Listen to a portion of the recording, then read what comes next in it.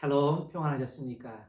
오늘 나사렛 아침 묵상 시간은요, 베드로의 실패, 이런 제목으로 누가복음 22장 54절에서부터 62절까지를 함께 묵상하며 은혜를 나누고자 합니다. 먼저 본문을 읽어드리겠습니다. 54절. 예수를 잡아 끌고 대제사장의 집으로 들어갈새 베드로가 멀찍이 따라가니라. 사람들이 뜰 가운데 불을 피우고 함께 앉았는지라. 베드로도 그 가운데 앉았더니 한 여종이 베드로의 불빛을 향하여 앉은 것을 보고 주목하여 이르되 이 사람도 그와 함께 있었느니라 하니, 베드로가 부인하여 이르되 이 여자여, 내가 그를 알지 못하노라 하더라. 조금 후에 다른 사람이 보고 이르되 너도 그 당이라 하거늘 베드로가 이르되 이 사람아, 나는 아니로라 하더라. 1시간쯤 있다가 또 한 사람이 장담하여 이르되 이는 갈릴리 사람이니 참으로 그와 함께 있었느니라. 베드로가 이르되 이 사람아, 나는 내가 하는 말을 알지 못하노라고 아직 말하고 있을 때에 닭이 곧 울더라. 주께서 돌이켜 베드로를 보시니 베드로가 주의 말씀 곧 닭 울기 전에 내가 3번 나를 부인하리라 하심이 생각나서 밖에 나가서 심히 통곡하니라. 아멘. 사랑하는 여러분, 오늘 본문은 우리가 잘 아는 베드로 이야기가 나옵니다. 그것도 베드로의 성공이나 승리의 이야기가 아닙니다. 자기가 가장 사랑했던 그의 표현을 빌리면 누가복음 22장 33절이죠. 주여, 내가 주와 함께 오게도 죽는 데도 가기를 각오했습니다. 그렇죠. 이렇게 당당하게 고백했던 맹세에 가까운 결심이 몇 시간이 지나지 않아 처참하게 무너져 내린 사건이기 때문입니다. 또 이 베드로의 실패가 더 크게 느껴지는 것은요, 사랑하는 우리 주님이 불법으로 납치되고 심문받는 현장, 바로 그 안에서 벌어진 일이기 때문이라는 것입니다. 저는 이 사건을 접할 때마다 남의 이야기가 아닌 것 같이 느껴집니다. 왜죠? 베드로는 예수님의 제자일 뿐만 아니라 누구보다도 열심히 주님을 배우고 따랐던 제자이기 때문에 우리를 안타깝게 하고 때론 놀라게 합니다. 왜 그럴까요? 우리 모두는 베드로만은 못해도 주님의 사랑에 초청을 받고 주님의 뒤를 따라가는 제자의 삶을 살고 있기 때문입니다. 그런데 여러분, 우리가 아무리 열심을 내고 몸 바쳐 수고를 다하고 주님을 사랑하고 헌신하고 충성한다 해도 베드로처럼 어느 한순간에 쉽게 무너져 내릴 수 있는 연약한 인간, 육신을 지닌 인간이라는 사실을 우리는 기억해야 됩니다. 그렇다고 열심을 내지 말라는 뜻이 아닙니다. 우리의 열심이 어디에서 왔는가를 한번 분별하라는 것입니다. 우리 인간은 성경의 가르침에 의하면 예수님을 만나기 전에는 허물과 죄로 죽었던 자였고, 이 세상의 풍조와 유혹에 대해서 즐거이 따랐고, 그 속에는 공중의 권세 잡은 자 마귀의 유혹이 있었으며, 우리의 육체와 마음이 원하던 것을 행했던 본질상 하나님의 진노의 자녀이었다고 분명히 증언합니다. 에베소 2장 1절에서 3절까지에 나오죠. 그렇습니다. 근데 이 마지막 증언이 중요합니다. 본질상 하나님의 진노의 자녀이었다. 영어로 보면 더 쉬워요. We were, 우리는 과거에 그랬다는 겁니다. By nature, 본성상 children of wrath, 하나님의 진노의 자녀였다는 것입니다. 사람들의 눈에 드러나는 그 포장된 모습 말고요, 우리의 내면의 깊은 예본성에 대하여 성경은 분명히 증언하고 단호하게 말합니다. 하나님의 진노를 받아 마땅한 죄인이었습니다. 세상의 악한 유행을 따르는 자들이었습니다. 마귀의 유혹에 쉽게 넘어가는 자였습니다. 자기가 하고 싶은 일이라면 그것이 무엇이든지 간에 욕심대로 행하는 죄인이었습니다. 그런데 이런 우리의 모습이 예수 믿고 예수의 새 생명을 받고 새롭게 변화되기 시작한 겁니다. 그런데 이런 우리의 모습이 하루아침에 완전히 달라졌을까요? 하루아침에 완성되어졌을까요? 예수 믿을 때 구원받고 새 생명을 얻고 새 삶을 약속받았지만, 현재 그러한 삶으로 매일 인도함을 받고 있지만 얼마든지 과거로 돌아갈 수도 있는 가능성이 남아있는 존재라는 사실입니다.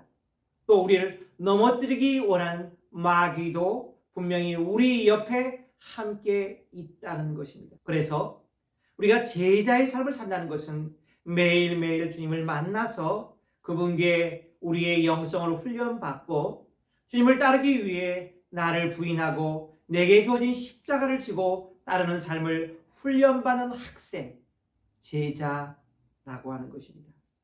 그러므로 훈련받는 과정에 있는 우리들에게 실패는 자연스러운 현상입니다.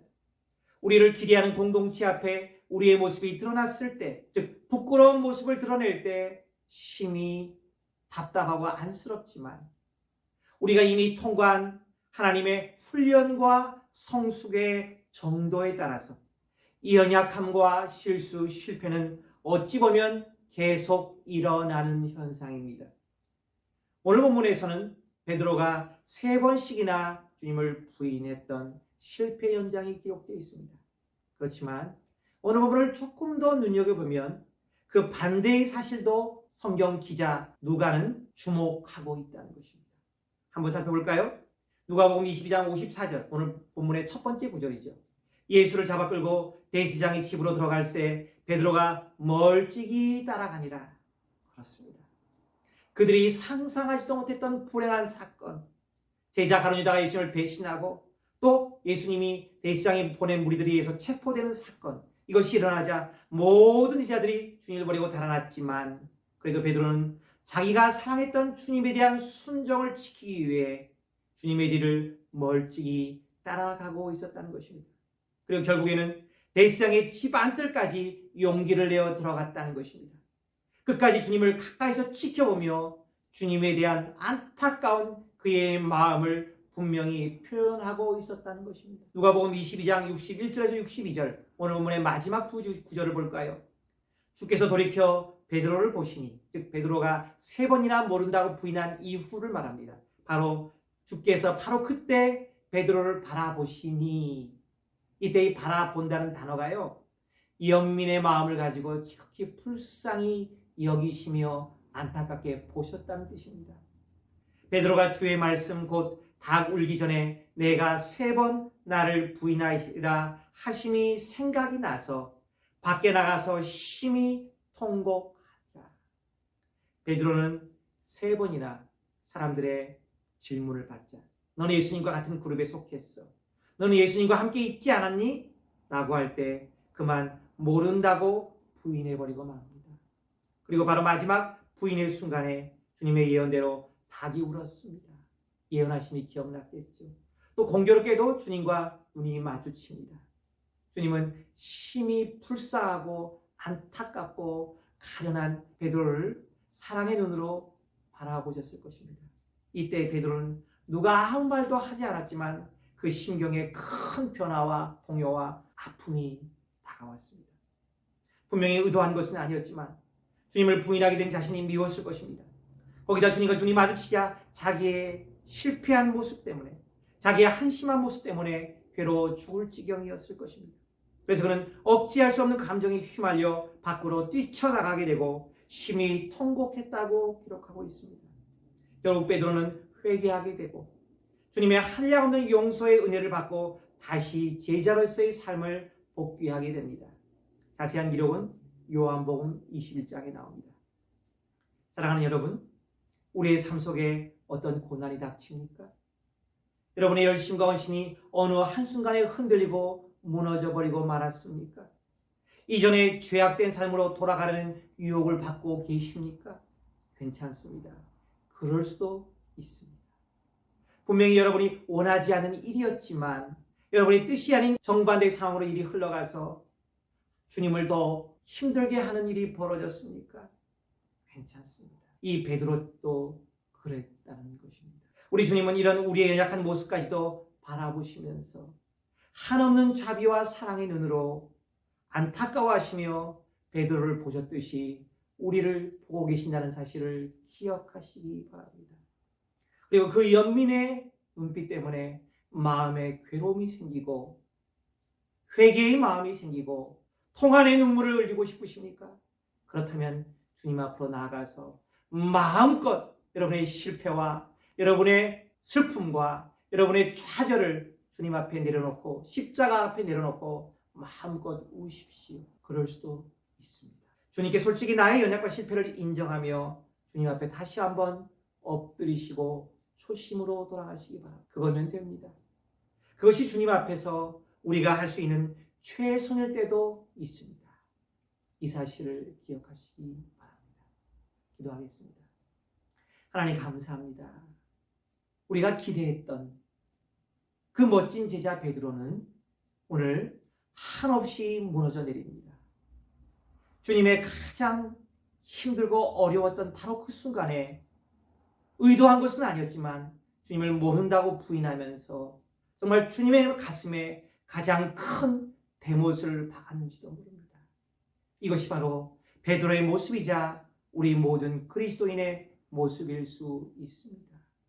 그렇지만 주님께서 나를 바라보시고 나를 사랑하시고 아무 조건과 아무 요구도 없이 그 풍성한 사랑을 베푸셨던 그 주님의 사랑이 기억났다면, 그리고 주님께서 지금 현재 나의 그 범죄의 현장을 바라보시고 계시다는 사실이 기억이 났다면, 하나님, 그리고 부끄러운 마음이 내 마음에 들었다면 그것을 내려놓고 그냥 뛰쳐나가 주님 앞에 엉엉 울며 십자가 앞에 무릎 꿇기를 원합니다. 이것이 부끄럽고 이것이 정말 자랑스럽지 않지만 때로는 우리의 연약한 제자의 모습일 수도 있다는 것입니다. 주님, 이 사실을 인정하면서 주님 앞에 솔직하게 우리의 모든 허물과 죄와 실수와 실패를 내려놓고 주님 앞으로 나아가는 주의 백성 되게 하여 주시옵소서.